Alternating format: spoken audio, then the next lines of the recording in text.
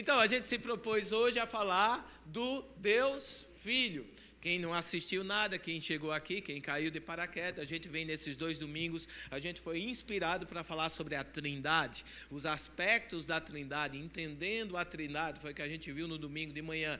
A essência toda essa ministração é que Deus é somente um, a gente só crê num Deus.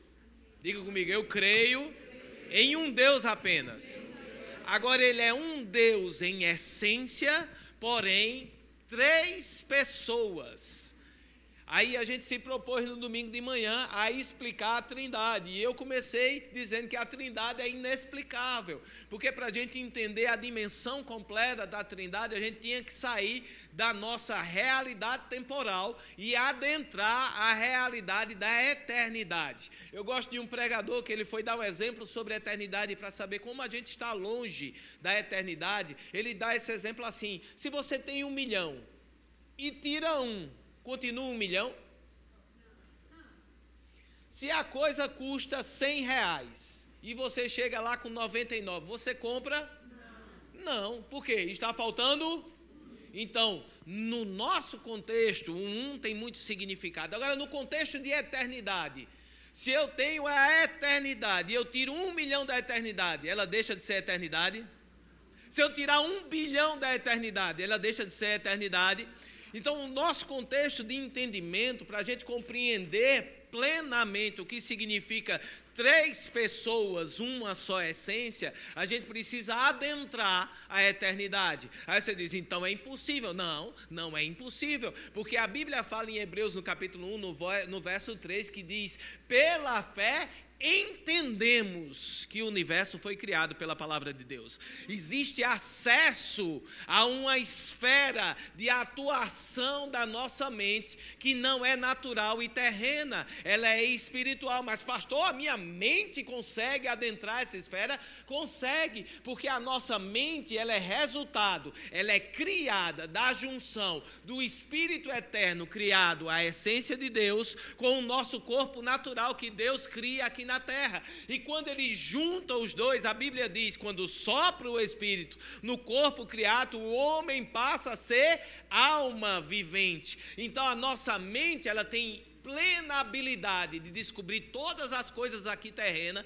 tanto é que a ciência é tão evoluída, mas nós também temos a habilidade de entender as coisas celestiais. Pastor, onde é que está isso? Nicodemos, quando chega para Jesus e fala para Jesus, olha, tu só pode ter vindo da parte de Deus, ninguém faz o que tu fazes. Aí Jesus olha para Nicodemos, um mestre da lei, e diz, em verdade vos digo, que quem não nascer de novo não pode adentrar no reino. E ele diz, poderá um homem velho voltar para o ventre da sua mãe? E Jesus se impressiona e diz, tu és mestre em Israel, tu sabe de coisas naturais, tu olha para o céu e vê que vai ficar vermelho e vai chover, mas tu não consegue entender essas coisas?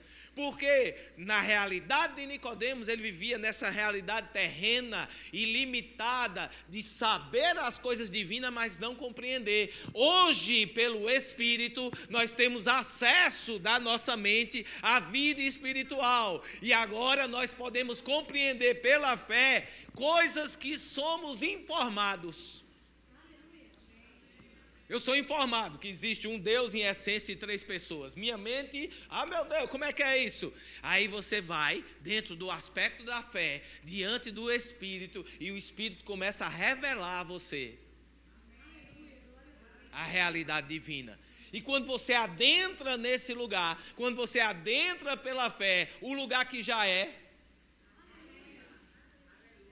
o lugar da eternidade já é, não vai ser. Onde Deus habita é a eternidade, o tempo, Deus não está determinando o tempo, Ele não está com um negocinho, agora você vai viver, agora você vai viver, agora você vai viver. Não, Deus está além do tempo, Ele está fora da escala do tempo. O amanhã para Deus é hoje. E é por isso que Ele tem a presciência. A presciência nunca é pré-determinação. Ele simplesmente sabe o que a gente vai decidir amanhã. Ele sabe o que a gente vai decidir amanhã, mas quem decide somos nós. Eita, Jesus. Então existe um lugar nele que aquilo que a gente deseja já é. É massa, né? Por quê? Porque confunde a nossa mente natural. E se fosse naturalmente explicável, Deus não era Deus. Não é verdade? Se fosse naturalmente possível de a gente compreender a dimensão divina, Deus não seria Deus. Ele seria mais uma invenção humana. E a grande diferença de todos os deuses inventados para o Deus eterno e real é que ninguém explica o Deus eterno real. Os outros sempre vão ter características humanas que vai dar para ser explicado na nossa perspectiva. Mas Deus é impossível de explicar. Você precisa entrar na arena dele para poder entender. Agora, graças a Deus, nós temos acesso. A Bíblia diz que Cristo Jesus é o nosso acesso. E para ele ser o nosso acesso, onde todas as coisas convergem, nos céus, na terra e debaixo dela, toda a autoridade foi dada a Cristo, e por ele ser quem ele é, nós podemos ser quem nós somos nele. E por causa disso, a figura do Cristo, o Deus Filho, ele é amplamente atacado de heresias. Ele vai ser amplamente atacado de heresias, porque quanto menos você crê no Cristo, o Filho do Deus vivo, menos você vai ser eficiente aqui na terra e mais um figurante você vai ser. Oh, aleluia, começamos bem, não foi? Vamos falar de heresias clássicas. E você, se você é membro do Verbo da Vida Boa Viagem, bem-vindo, você precisa entender essas coisas. Lógico que a gente não vai adentrar em todos os contextos, mas a gente precisa saber que existe para sentir o cheirinho de coisa ruim. Não tem um cheirinho de coisa ruim? Tem certa... Porque tem muita pregação na internet, gente. Tem muita gente falando besteira na internet e fala sem nenhuma supervisão, parece que não tem ninguém. Eu vi na internet isso vai entrando dentro da gente. Quantos aqui já escutaram que a Bíblia precisa ser atualizada? Não é? Mas porque o absurdo que de uma pessoa que fala essa, parece que não está lendo a Bíblia.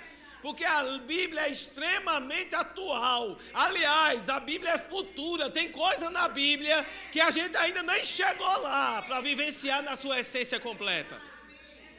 Aí tem gente, e não é só um ser humano, eu não estou falando de um pastor específico, mas é uma corrente de pessoas que diz que a Bíblia precisa ser atualizada. Em face a quê? Em face à nossa realidade natural. Enquanto que a Bíblia já disse que haverá tempos que eles vão ter coceira nos ouvidos, procurando doutrinas que justifiquem a sua maneira de viver.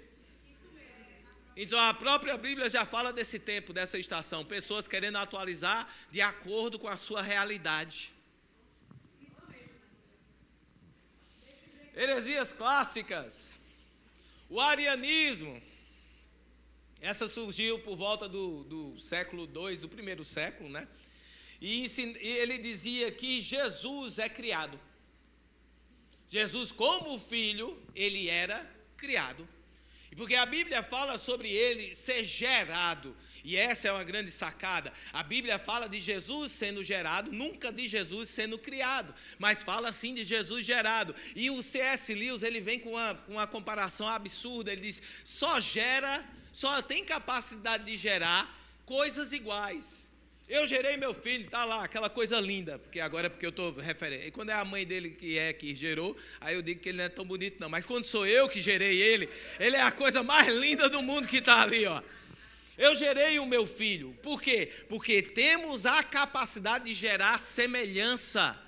Agora, eu crio uma pintura, eu crio uma estátua que pode ter aparência mas não é igual. Deus nos criou, temos aparência, essência, mas não somos iguais. Jesus foi gerado nele. Agora, gerado no sentido de o que estava no Pai está no Filho, e nunca de criação, como se um dia ele não existisse e passou a existir, porque a Bíblia é clara em dizer que ele coexiste com o Pai desde a eternidade.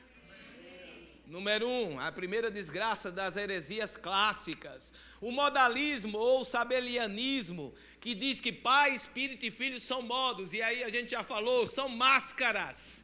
São coisas, é o mesmo Deus que se manifesta de maneira diferente. Não está certo isso. É o mesmo Deus em 3 pessoas diferentes. Ele não coloca uma máscara, eu sou Jesus, agora tirou a máscara, agora eu sou o Espírito Santo, agora tirou a máscara, agora eu sou Deus. Deus não faz isso, porque além de ser psicopático isso, quebra a cadeia de relacionamento entre as 3 pessoas. E uma coisa que a gente precisa entender, a gente não serve um Deus velho sentado na cadeira querendo pegar a gente no erro. A gente serve um Deus relacional, que por toda a eternidade teve relacionamento do Pai, do Filho e do Espírito. E agora, nos criando, o que é que Ele deseja? Que nós tenhamos relacionamento com Ele. Quando você acha que o modalismo ele é possível, você perde nesses modos de apresentação o relacionamento da Trindade. E você vira um Deus brabo sentado numa cadeira e você não sabe que máscara que ele está. Se ele tiver com a máscara de Deus, ele está mais severo. Se ele tiver com a máscara de Jesus, ele está mais gracioso. Amém? A terceira heresia clássica que a gente combate é a heresia da adoção. Que Jesus é uma encarnação adotada, que ele... São 2 linhas. Ele não tem um corpo em si formado. Ele foi encarnado, e a gente já falou isso da vez passada. Ele encarnou num corpo, e depois que morreu, ele voltou na essência que era. Só que, biblicamente, a Bíblia diz que Jesus se fez carne e habitou entre nós. Esse se fez não tem volta, é mudança completa. Ele não encarnou, ele não é, como era o nome que a gente viu dos primos? De novo, como é o nome dos primos? Que baixou. Jesus não baixou, não baixou no corpo e ficou possuído. Ele encarnou, ele é o Deus encarnado. Amém.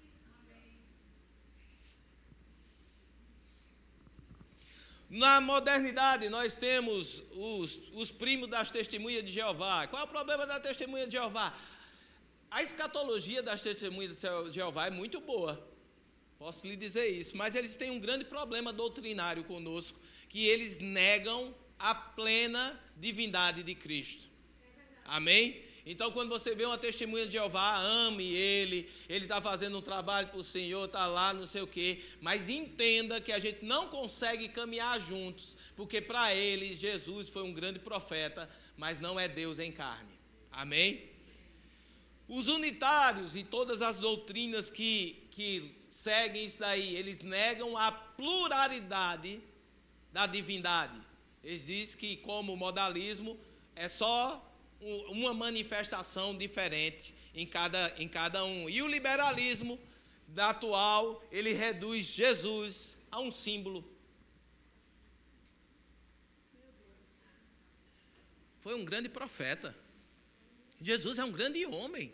Rapaz, os ensinamentos dele são maravilhosos. Eu considero Cristo como um grande mestre, mas nunca como Deus. C.S. Lewis também fala algo muito interessante. Ele diz assim: se você levar em conta racionalmente o que Cristo fala sobre ele, você só pode categorizá-lo em 3 categorias. Se você pegar todas as afirmações que Cristo fala de si, você só pode colocar ele em 3 categorias. A primeira, doido. Essa é a categoria 1, porque para falar o que ele falava de si, só sendo doido. Segunda categoria, mentiroso. Tudo que ele falou sobre si era mentira. E a terceira e última categoria, divindade, Deus. Não dá para encaixar ele como um mestre legal, gente boa que entrou na terra. Se você tira a divindade de Jesus, só sobra ou ele é doido ou ele é mentiroso. Você percebe isso? Então não dá para andar junto com uma doutrina que encaixa Jesus como uma pessoa diferenciada, um espírito de luz, uma pessoa que teve muita moralidade para ser ensinada. Vamos pegar os ensinamentos de Jesus, que é melhor. Se você entrar nessa linha, você está tirando a divindade dele, e só existe outras duas categorias que você pode colocar a ele, que não cabe como mestre de luz. Ok? Pastor, pelo amor de Deus, abre a Bíblia, abre João capítulo 1, verso 1, vamos lá.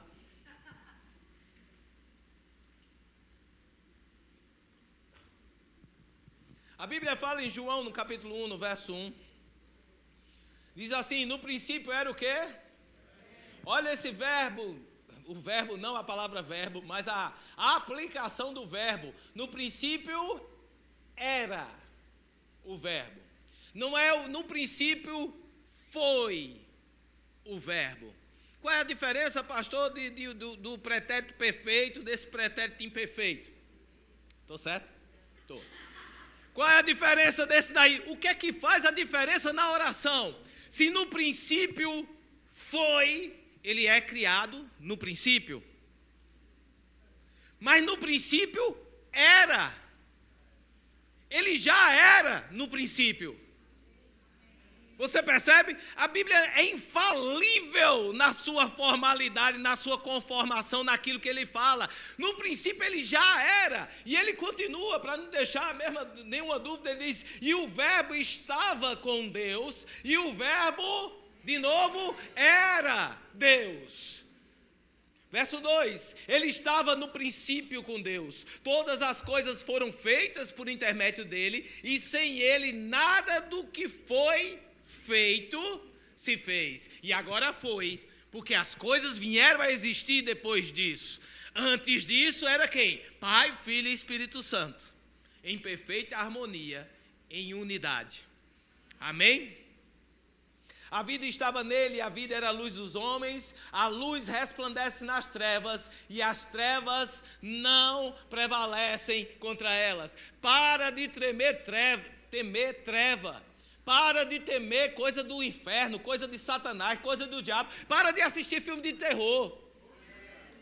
Mas eu gosto de um negocinho, de um terrorzinho. O que é que você sente? Medo do diabo. Eu digo, está errado. Porque se habita em você luz, o que você deve se alimentar é que o poder que a luz tem contra as trevas, e não o poder das trevas. Para de estudar o diabo, homem, e as coisas dele.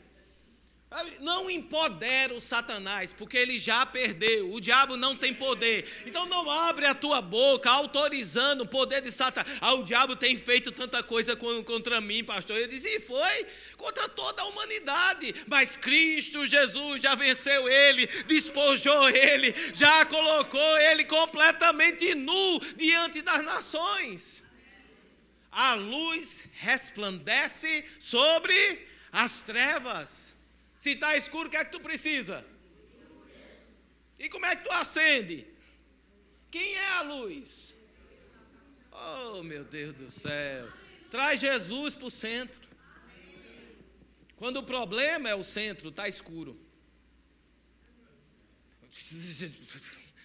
Você já tentou botar a luz dentro de casa sozinho, sem pedir a ajuda de ninguém que conhece como é que ilumina? Quem já botou uma luzinha ali no canto que não ilumina nada, porque fica atrás de um bocado de sombra, fazendo sombra para tudo. Se a sua função é deixar um ambiente mais confortável com a luz indireta, beleza. Mas se você quer iluminar, você acende a luz e bota debaixo da mesa?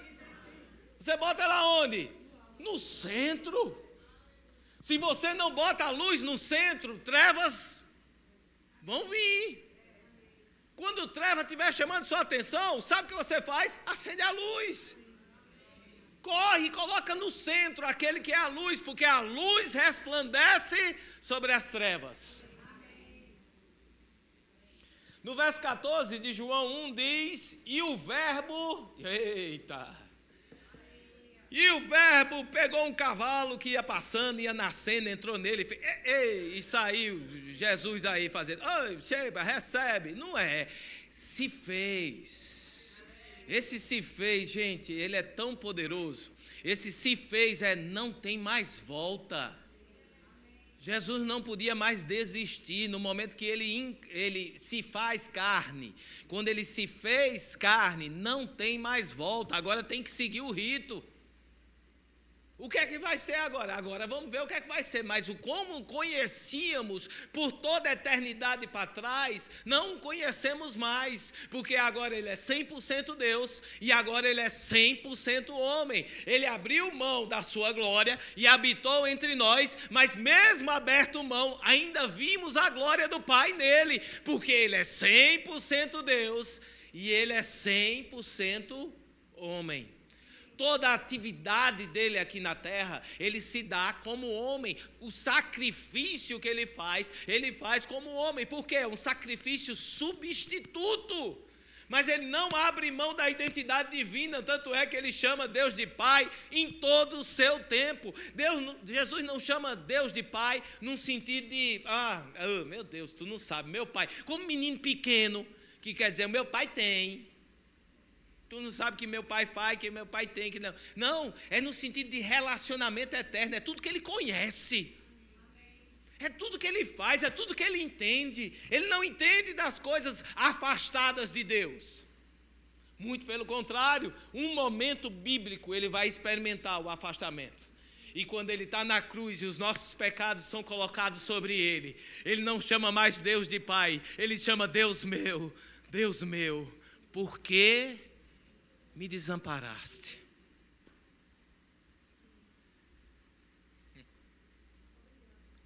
O Verbo se fez carne e habitou entre nós, cheio de graça e de verdade, e vimos a sua glória, a glória como do unigênito do Pai. Agora, Deus semeia o unigênito, porque ele amou o mundo de tal maneira que deu o seu único filho para morrer, não por qualquer pessoa, mas por todas as pessoas. Não é um grupo específico de pessoas, é por todas as pessoas. Para quê? Para que a gente fosse feitos filhos de Deus.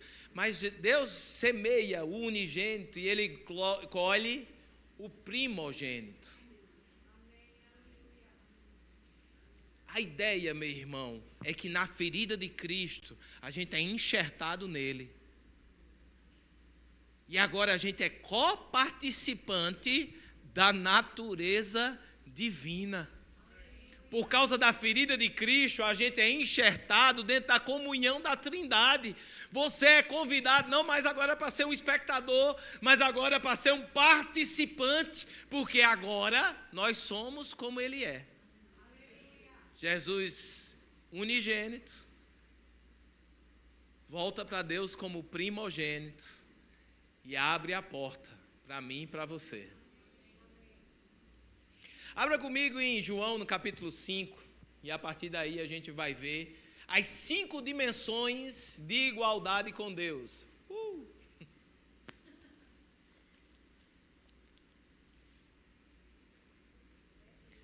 Por que Jesus é Deus? Obviamente, em várias menções. João, vai abrindo em João 5, certo? Só pega a menção. João 10:30, Jesus afirma, eu e o Pai somos um. No João 14:9, ele diz, quem vê a mim, vê o Pai. Em Colossenses 1, do 15 ao 19, Paulo fala que ele é a imagem do Deus invisível. E o escritor de Hebreus, no capítulo 1, no verso 1 até o 3, diz que ele é a expressão exata do ser de Deus. A Bíblia, ela concorda absurdamente com a divindade de Cristo. Ela aponta, ela direciona, ela explica. Mas nada melhor do que o próprio Cristo falando sobre Ele mesmo. E no capítulo 5 de João, a partir do verso 17, diz assim, e deixa eu contextualizar, Jesus curou um coxo, um aleijado, no dia de sábado. Olha, no sábado. O engraçado é que Jesus não fez somente isso no sábado, ele quebrou o sábado para outras situações. Ele quebrou o sábado para alimentar os discípulos, ele quebrou o sábado também para curar um que estava ressecado de mão. E quando Jesus, em outras passagens, ia explicar a respeito sobre isso, ele dava uma dimensionada para você entender o que é o sábado e como você... Ele diz, olha, eu curei, eu fiz o bem no sábado. Por acaso, se você tiver um animal morrendo, você não vai lá tirar ele, esse animal, mesmo sendo sábado? Então, será que eu não posso fazer um bem a uma pessoa? É possível fazer um bem para um animal, mas para uma pessoa não é possível fazer? Nessas outras explicações, Jesus tentava para você entender um pouco melhor que o sábado não era aquela coisa dura, pétrea, mas você poderia, de alguma maneira, agir. Em João, não. Em João, eles saem da dimensão. O sábado é para o homem. O sábado nunca foi criado por Deus. Deus não respeita o sábado. Eita, desculpa para aqueles que são sabáticos. Me perdoe. Mas você sabia que Deus não criou o sábado para ele, ele criou o sábado para o homem? Não é verdade? Então, em João, ele se excusa. Ele se coloca, olha, isso aqui não se aplica a mim. Sabe por quê? Todos os evangelhos sinópticos e os evangelhos sinópticos, se eu estiver viajando demais, só segura na cadeira, bota o cinto. Certo? Os evangelhos sinópticos são aqueles que têm concordância entre si. Lucas, Mateus e Marcos são sinópticos. Cada evangelho desse daí relata coisas, e tem coisas que são relatadas nos três. Cada coisa relatada nos três tem mais importância doutrinária, ok? Os evangelhos sinópticos já estava tudo escrito, e João, já quando estava todo mundo já foi morto, João no final do século diz, vou escrever o meu. E é por isso que ele começa, no princípio era o verbo. Porque João, pela inspiração divina, ele não mostra Cristo nem como servo, nem como homem, ele mostra Cristo como Deus. A função do evangelho de João é mostrar a divindade de Cristo. E todo o testemunho que João pôde ver, que João pôde participar, ele coloca aqui com o esforço, com o reforço do Espírito que o faz lembrar dessas coisas sobre a divindade de Cristo. Então, quando Cristo vai falar do sábado no evangelho de João, ele não dá uma ajeitada para mostrar e explicar, ele se coloca a par. E ele começa assim dizendo, ó, mas ele lhes disse, eles perguntaram, por que você curou no sábado? Ele disse, meu pai trabalha até agora e eu trabalho também. O que é que Jesus está falando assim? Sou igual em natureza. Se meu pai está trabalhando dia de sábado, eu trabalho. Aí você diz, pastor, qual é a implicação disso? O próprio texto explica a implicação disso. Verso 18. Por isso, pois, os judeus ainda mais procuravam matá-lo, porque não somente violava o sábado, mas também dizia que Deus era o seu próprio Pai, fazendo-se igual a ele. A mentalidade semítica da época é se você era pai de, você era igual a. Se você é filho de, você é igual a. É da mesma essência, vem igual. Então a igualdade dita por Cristo. Ele é meu pai. E se o meu pai trabalha, eu trabalho também. Primeira dimensão de igualdade, igualdade em natureza. Segunda dimensão de igualdade, igualdade de obras. Verso 19, vamos continuar o texto. Então lhes falou Jesus, em verdade vos digo que o filho nada pode fazer de si mesmo, senão somente aquilo que vir fazer o Pai. Porque tudo que este fizer, o filho semelhantemente o faz. Porque o Pai ama ao filho e lhe mostra tudo o que faz, e maiores obras do que essa lhes mostrarás, para que vos maravilheis.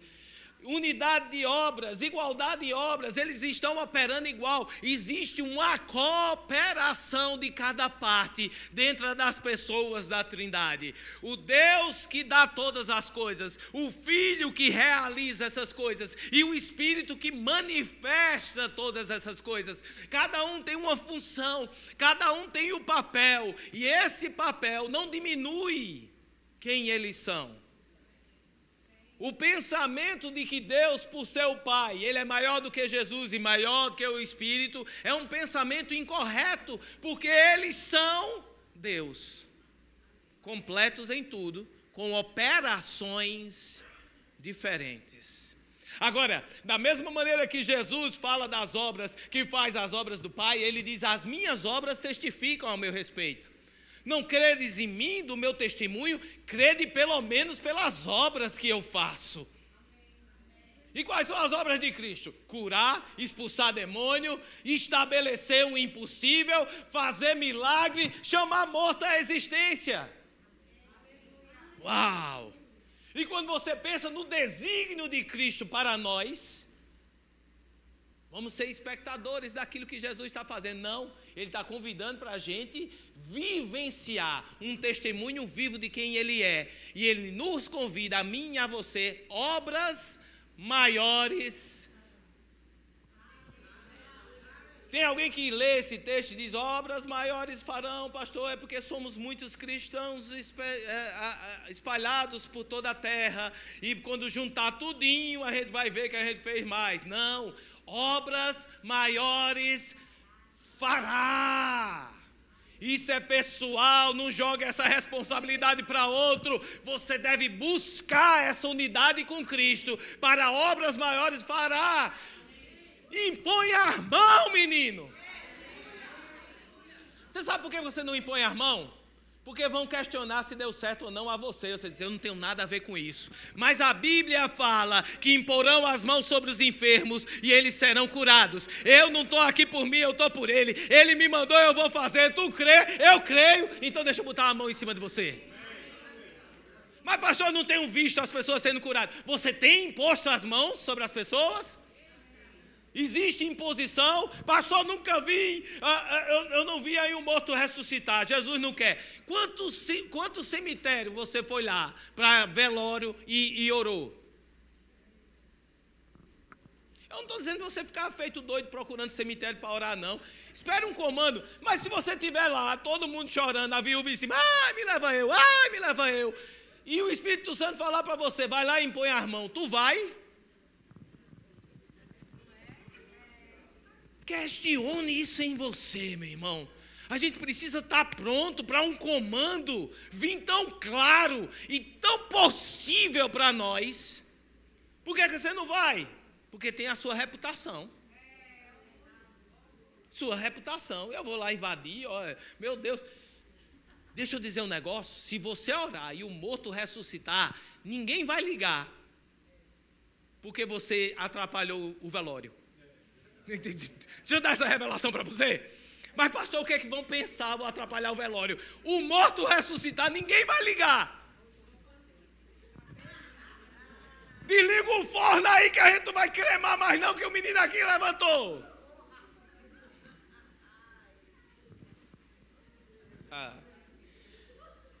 Igualdade em obras. Vamos lá, capítulo 5, verso 21. Pois assim como o Pai ressuscita e vivifica os mortos, assim também o Filho vivifica aqueles a quem? Igualdade em poder. Assim como o Pai vivifica a morte, eu também vivifico mortos. Aleluia! Ressuscitar uma pessoa não é para qualquer um não, meu irmão. Isso aí não é uma coisa comum na Bíblia não. Você não vai ver ressuscitação. Fulano é bom, é um bom ressuscitador de pessoa. Vai ter um bom expulsador de demônio, vai ter um bom ungido, vai ter um que vai ungir até com um galinho de arruda, uma aguinha benta. Vai ter tudo especialista para tudo que é lado. Mas ressuscitador, pessoas que oram e já está fedendo e se levanta. É por isso que quando chega no velório daquela menina, está todo mundo rindo. Eu disse, a menina só dorme. Eu acho assim a coisa. Você já pensou numa profissão animador de velório? Não, porque é ridículo, não é ridículo. Quem vai rir estando num velório? Mas Jesus chega lá e diz, a menina não está morta, só dorme. O que é que aconteceu no velório? Rindo. Olha só como a coisa quebra os nossos paradigmas. Jesus inaugurou uma nova categoria que ninguém quer, animador de velório. Por quê? Estavam chorando, morreu, está ali, morreu, está ali. Tabita, desculpa. Ai, morreu. Eu batizei a menina, deixa eu ver. Ai, morreu, a filha de Jairo, morreu. Ai, estava todo mundo dizendo, ei, eu vim ressuscitar. Tirando onda da cara dele. O poder da ressurreição operava em Cristo. Quando ele vai orar pelo amigo, por Jairo, ele diz, Pai, eu sei que tu sempre me ouves. Mas eu estou orando alto para essa reca de incrédulo aqui saber que eu sou teu.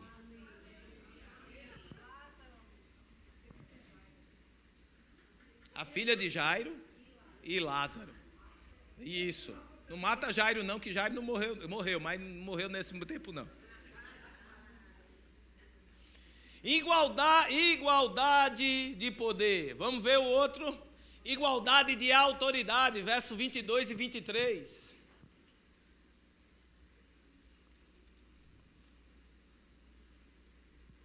E o pai a ninguém julga, mas o filho confiou todo julgamento. Ao filho confiou todo julgamento, a fim que todos honrem o filho do modo que honram o pai. Quem não honra o filho, não honra o pai que o enviou. Honrar ao filho é dizer a autoridade está sobre. E quem passou essa autoridade para? O próprio pai. Deus deu a autoridade a Jesus. E ele tem igualdade de autoridade com o Deus Pai.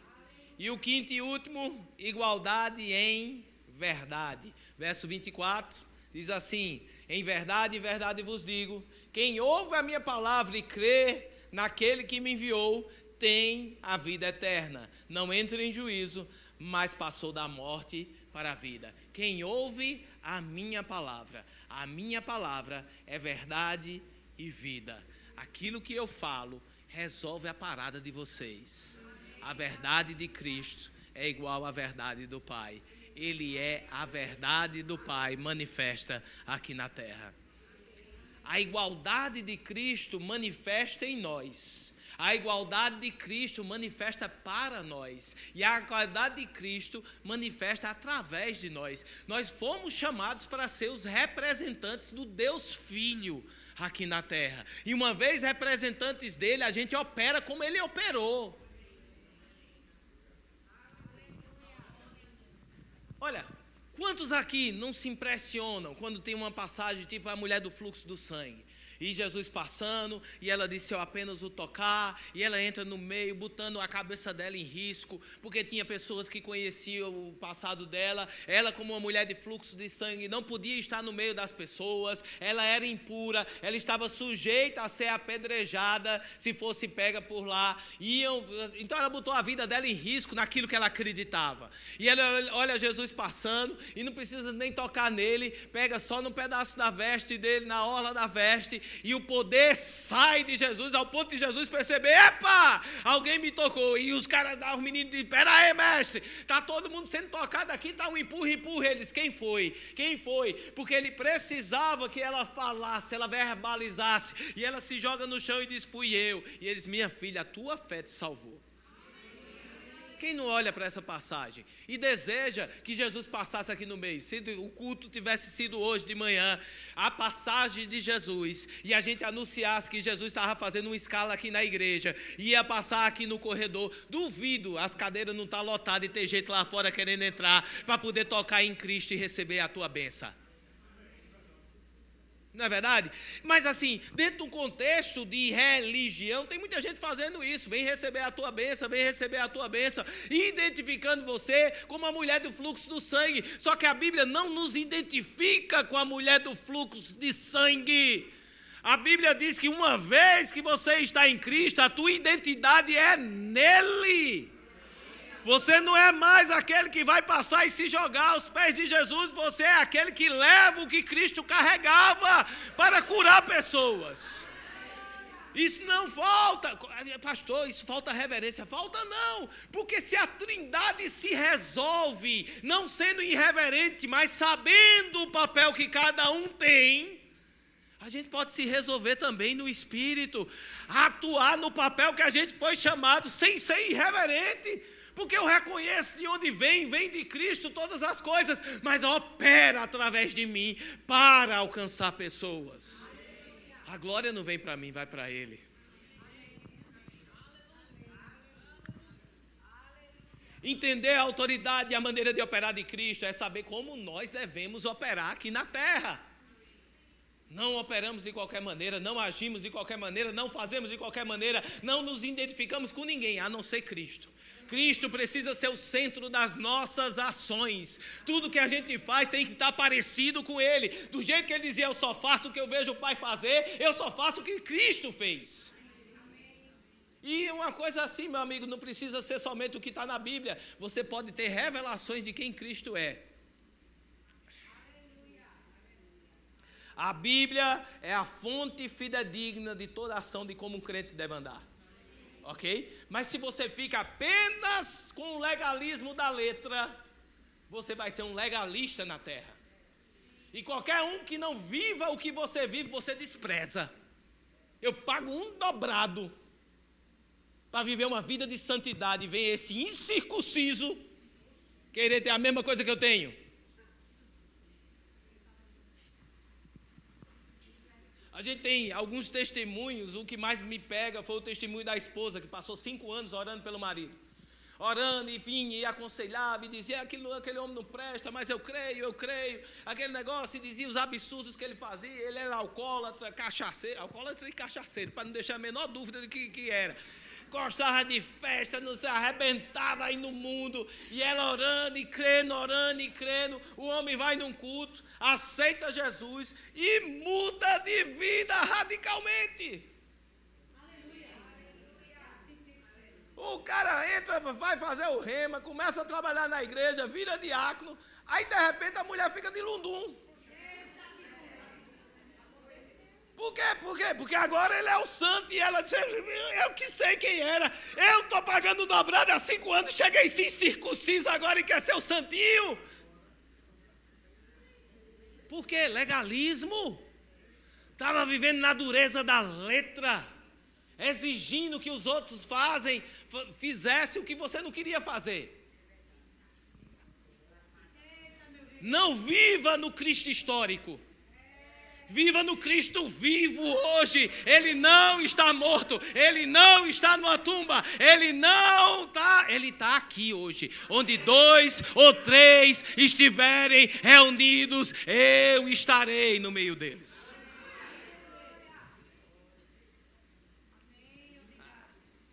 Eu vou segurar você mais um pouquinho. Meu Deus do céu. Vamos lá, devagar. Eu sei, tem almoço. Não vamos passar o horário do almoço, ok? Mas pastor, eu estou com fome, eu também, eu estou de jejum. Tá bom? Desde 5 horas da tarde de ontem eu estou sem comer. Então eu estou numa condição de pedir para você. Você me dá um pouquinho do seu tempo? Amém. Glória a Deus. Vamos lá. Abra comigo em Colossenses. Eita, Jesus do céu. Capítulo 1.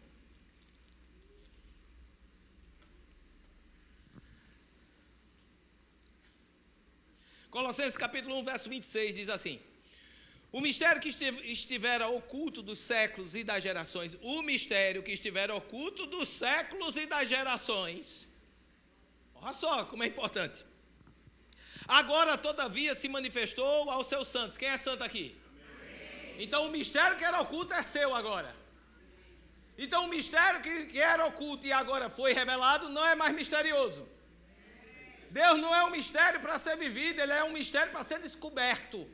Deus não esconde coisas de você, Ele esconde coisas para você. A Bíblia fala em Provérbios que cabe a Ele esconder coisas, mas cabe aos reis descortiná-las. Verso 27, aos quais Deus quis dar a conhecer qual seja a riqueza da glória desse mistério entre os gentios, isto é, Cristo em vós, a esperança da glória. O que isso quer dizer, pai? Você está carregado com tudo que você precisa. É só começar a puxar o gatilho, porque a munição está toda dentro de você. Cristo em vós, a esperança da glória, já resolve todas as suas paradas. Você não precisa estar orando para receber algo que já está aí. Vamos ver na versão A Paixão, esses 2 versículos, diz assim: existe um mistério divino, um segredo surpreendente, que esteve oculto do mundo por gerações, mas agora está sendo revelado, desdobrado e manifestado para que todo crente santo experimente. É uma chance de você dizer, uau. Bom, verso 27.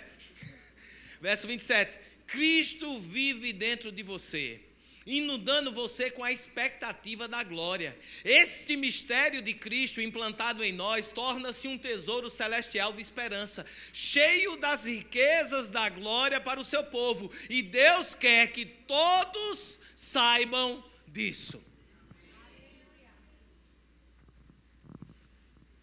Imagine você numa situação, vamos pensar, os discípulos estavam todos naquele barco. Os discípulos sabiam, eles eram, pelo menos 4 ali, era versado em barco. Não é verdade? Pedro, Tiago, João, e o barquinho, mas tem mais um. E André. Pelo menos os 4 ali era versado. Sabia o que estava fazendo. Diz que a tempestade estava lá e diz que todos se desesperaram. Para todos se desesperados, os 4 estavam conduzindo isso daqui, né? Não diz quem foi que foi acordar Jesus, mas alguém correu e lá foi acordar Jesus. Então, qual era a expectativa que eles tinham dentro do coração, naquela tempestade? Afundar. Não era só afundar. Porque afundar ainda passa a ideia de que você pode se salvar. Quando eles vão acordar Jesus, não importa tu que nós pereçamos? A expectativa é morte. E a gente passa por situações na nossa vida que o diabo nos conduz a ter esse mesmo tipo de expectativa. Você começa a dar ouvidos, você começa a se envolver com um problema, você, lógico, querendo resolver, e você vai, joga para um lado, joga para o outro, e vê, e negócio, e a coisa parece que, e não sai do canto, e vem e tal, e começa a gerar dentro de você uma expectativa de morte. Eita, agora não dá mais, agora se acabou, não tem como resolver, não vai ter solução, não tem saída. Mas Deus está falando para nós através da palavra que dentro de nós já tem o mistério dele sendo revelado a cada dia. Pastor, existe algo para ser revelado em Deus? Tem, a cada dia você conhecer mais quem Cristo é em você. Porque Cristo revelado em nós é uma expectativa, mas não de morte, mas de glória. Crente tem que andar com expectativas altas, de algo grande acontecer, de algo grande se revelar. Não é mais olhar para a coisa e dizer, não tem mais jeito, está morto, porque Jesus já provou que mesmo morto ele chama a existência, e ele quer que a gente viva nesse tipo de operar. Não existe nada morto para crente que não possa ressuscitar. Não tem nada perdido, nada fadado a morrer. Porque dentro de nós, Cristo em nós, expectativa de quê? De glória. Aí você pergunta, o que é que vai acontecer? Aí você vê o irmã Dalca, 92 anos, ela olha para você e diz, é hoje. É hoje, o quê? Expectativa de glória, expectativa de algo grande. Todo dia que ela acorda, ela diz, é hoje, vai acontecer algo grande. O problema te chuta, te cutuca, te aperta e você vai, eita, o que foi? Vai acontecer algo grande, vai acontecer algo grande. Eu tenho expectativa de glória, não de morte, não de tristeza, não de desgraça. A gente não vai ver lá, mas 2 Pedro no capítulo 1, do verso 16 a 19, Pedro diz que ele foi testemunha da glória. Lá em Mateus 17, ele está relatando aquilo ali. Vimos a glória do Pai. Mateus 17, eles estavam lá com Jesus. Aí Jesus, se transfigura. Está brilhando. E eles, meu Deus do céu, está aqui. Eita, que coisa boa. Como é bom estar aqui.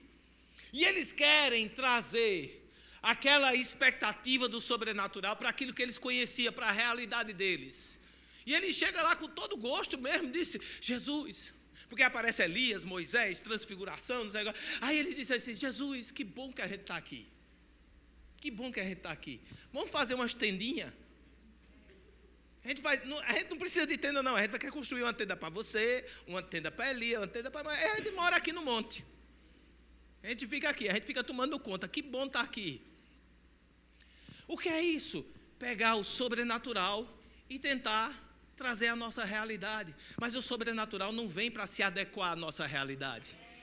Ele vem para destruir a nossa realidade e manifestar na realidade divina. A Bíblia fala que uma voz veio do céu, Deus invade a cena, Deus invade o discurso bonito de Pedro e diz, eita, esse é o meu filho amado, e a nuvem cobre eles, e eles caem lá na glória. Nunca é para satisfazer o seu entendimento, sempre vai ser manifestando quem ele é. O que isso quer dizer, pastor? Crie expectativa de coisa grande. Eu sei que você tem a solução aí. Eu sei. A gente maquina a solução. Tem uns que estavam passando dificuldade financeira, maquinaram ganhar na Mega Sena da virada acumulada. Maquinaram, porque essa era a solução da minha vida. Olha, eu ganhei na Mega Sena 1 bilhão, resolve meus problemas se acabaram. Você maquina, você pensa como é que pode resolver. Deus quer pegar essa sua solução e botar assim do lado e dizer, eu vou fazer algo muito maior, muito impensável. Cria expectativas dos céus invadindo, meu irmão. Começa a buscar, começa a procurar. Teve uma época que eu estava estudando sobre escatologia, que eu ia ensinar pela primeira vez, e eu comecei a ficar bitolado, só estudava escatologia. Eu saía no meio da rua, escutava uma buzina, eu disse, eita corneta, e olhava para o céu, procurando os anjos. Mas você sabe que essa expectativa não é uma expectativa errada? Crente tem que estar com expectativa de sobrenatural todo o tempo. Gera expectativa dentro de você de manifestações sobrenaturais. Cristo em nós, a esperança da glória. Se você não gera expectativa dentro de você, você está crendo num Cristo histórico, que vai lhe ensinar a ser uma pessoa boa, a agir de uma maneira boa, e nada ruim disso no contexto de sociedade. Um cristão no meio da sociedade é uma boa pessoa para se ter por perto. Mas aí eu não estou somente com um livro de regras e modos e costumes. Eu estou com a palavra viva dentro de mim. Eu quero ver milagre. Eu quero ver milagre. Eu quero ver milagre. Eu desejo. Eu tenho anseio de ver o milagre. Pode vir um grupo de louvor. Vem para cá, vem para cá. Eu fiz uma anotação aqui, as minhas anotações doidas, e diz assim, ó, a experiência que eles tiveram nessa passagem do Mateus 17, reconfirmada em 1 Pedro, a experiência que tiveram, confirmam a palavra, é quando a lógica é dominada pelo sobrenatural. Sabe, a gente começou dizendo que nossa mente, ela consegue passear no natural e no sobrenatural. Mas por estar tão acostumado a lidar com o natural, às vezes a gente precisa levar uma surra de sobrenatural. Sabe? Ser inundado de sobrenatural. Para tirar o centro às vezes está sempre no natural. A gente precisa de provar coisas grandes. Para trazer a nossa mente e provar coisas sobrenaturais. Em João, no capítulo 20, 28 e 29, para você ficar feliz pensando no seu almoço, esse vai ser o último versículo.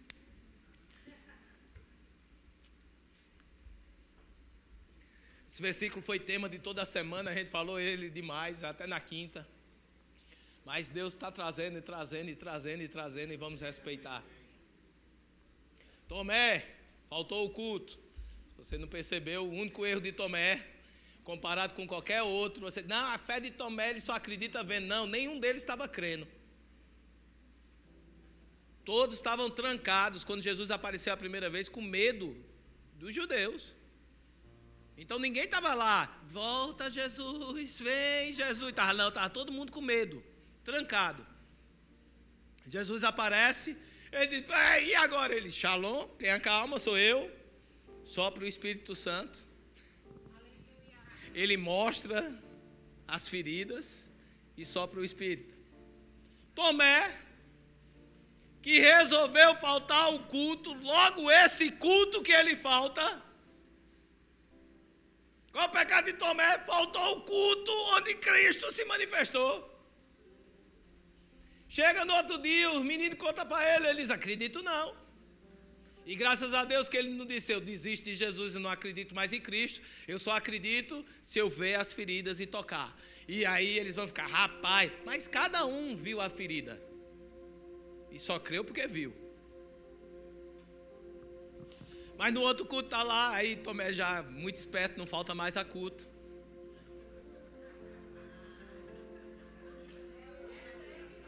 Vai que, né? Você sabe. Aí Tomé esperto, não faltou mais culto, estava lá no culto. Aí Jesus se manifesta. Aí eu disse, quinta-feira, ele já ficou lá no cantinho, caladinho. Eita, Jesus se manifestou. Deixa eu ficar aqui quietinho aqui embaixo para ver se eu não sou visto. E a Bíblia diz, no verso 28, no verso 27, João 20, 27, diz que Jesus se dirige diretamente, vai de cara para o menino e diz, Tomé, vem cá. Ei, Tomé, sai daí. Ei, vem cá. Ele disse, rapaz, tu me achou aqui. Ele disse, vem cá, bota a mão. Você disse que só cria se tocasse. Vem cá, Tomé, bota a mão. Engraçado que Jesus ele é tão misericordioso para mim e para você, que ele se manifesta nos seus termos.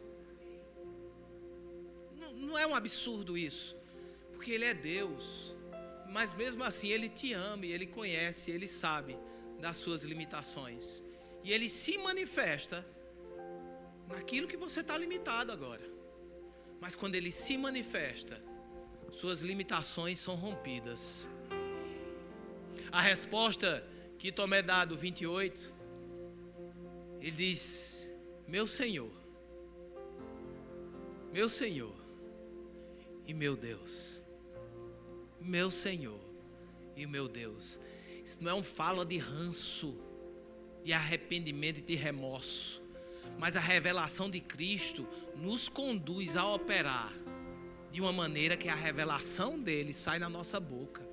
O que é que Tomé está falando agora? O Tomé que não estava crendo, Tomé agora é um arauto celestial.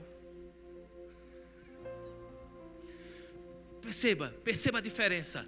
Tomé, não estou crendo, estou no culto. Vim porque esse povo está dizendo que Jesus estava aqui, não acredito não. Quando ele tem revelação de Cristo, ele agora é um arauto profético. Meu Senhor e meu Deus. Não tem mais dúvida nenhuma. As dúvidas caem por terra. Aqueles questionamentos que estavam dentro de mim. Aquilo, por que a Bíblia diz que eu sou curado e eu estou com sintoma? Por que a Bíblia diz que eu sou curado e o médico diz que eu tenho isso daqui? Por que a Bíblia diz que eu sou próspero e minha conta está assim? Esses questionamentos do dia a dia, que você vai lutando contra você mesmo, tentando entender quem você é nele, na sua cabeça. Quando Cristo se manifesta, você se rende à verdade bíblica e diz, meu Senhor e meu Deus, eu não duvido que sou sarado e curado, eu não duvido que sou próspero, eu não duvido que sou santo, eu não duvido que eu sou o que a Bíblia diz que eu sou. Quando ele se manifesta, o nosso coração se derrama em concordância com quem ele é.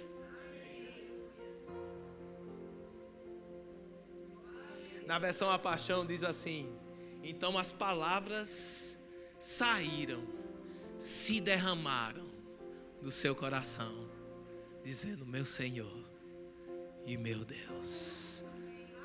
Abraça o senhorio de Cristo na sua vida, não como um sentimento de posse, como se você fosse merecedor. A gente não abraça o senhorio de Cristo como dizer, ele é meu Senhor. Ah, tá vendo? Eu fiz isso aqui e esse é o benefício, meu hashtag, meu cartão Platino Jesus. Ele é meu Senhor, uma revelação de quem ele é verdadeiramente sobre mim.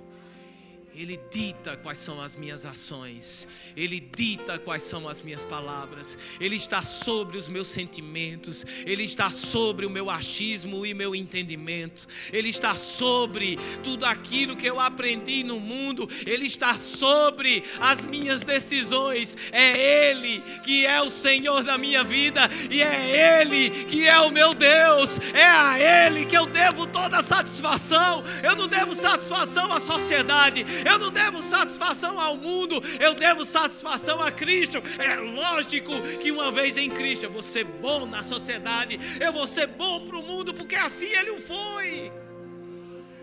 Mas Ele é o Senhor, Ele é meu Senhor, Ele é o meu Senhor, é Ele que eu posso me curvar e aos seus pés, não chorar implorando, mas agradecer em lágrimas por tudo aquilo que Ele me fez, e em lágrimas lavar os seus pés, e com os meus cabelos o enxugar,